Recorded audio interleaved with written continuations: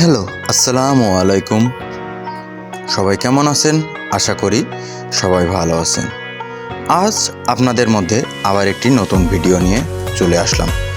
সকাল সকাল বাসার সামনে সুন্দর একটা পরিবেশ দিয়ে ভিডিওটা শুরু করলাম। আর দেখতে দেখতে আমাদের মধ্যে থেকে সপ্তম রমাদান আমাদের মধ্য থেকে বিদায় নিয়ে নিল।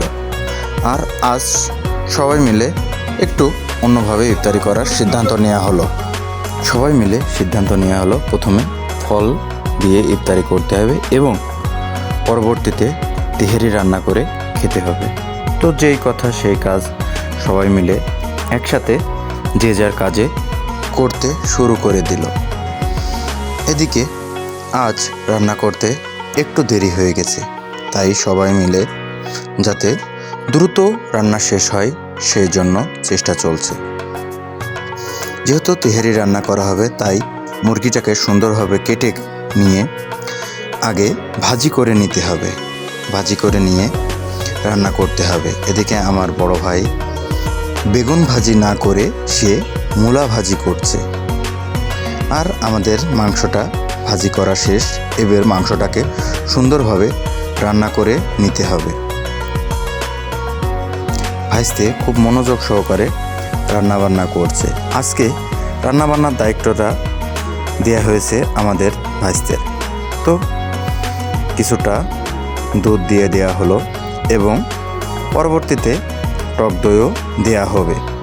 তো দুধ দেওয়া শেষ করে এদিকে আমাদের সদ্যীয় টাঙ্গাইলের একমাত্র কৃতি সন্তান রান্না করছে। সে অনেকটাই লাজুক প্রকৃতির। টাঙ্গাইলের একমাত্র কৃতি সন্তানের সাথে ভাইস্তে একটু ইয়ার্কি আড্ডা করলো।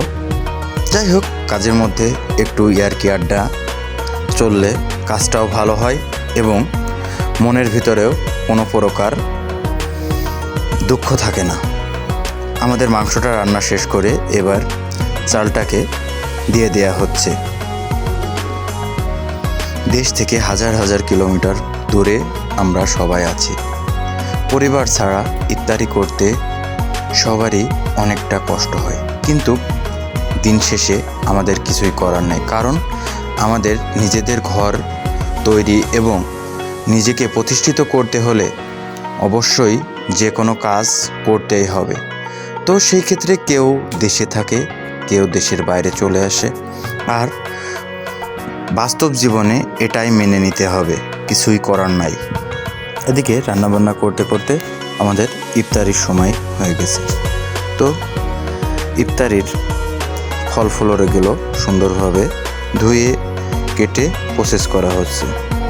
আর দেখতে দেখতে আমাদের ইফতারির সময় চলে এসেছে।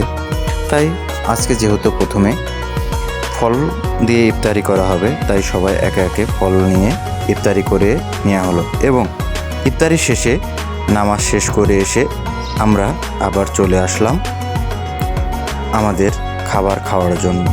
সবাই মিলে একসাথে অধীর আগ্রহে বসে দাঁড়াইয়ে আছে খাবার খাওয়ার জন্য এবং খাবারটাকে সুন্দরভাবে পরিবেশন করার পরে সবাই অনেক তৃপ্তি সহকারে খাবারটা খাচ্ছে এবং আলহামদুলিল্লাহ খেতে অনেকটা ভালো টেস্ট ছিল।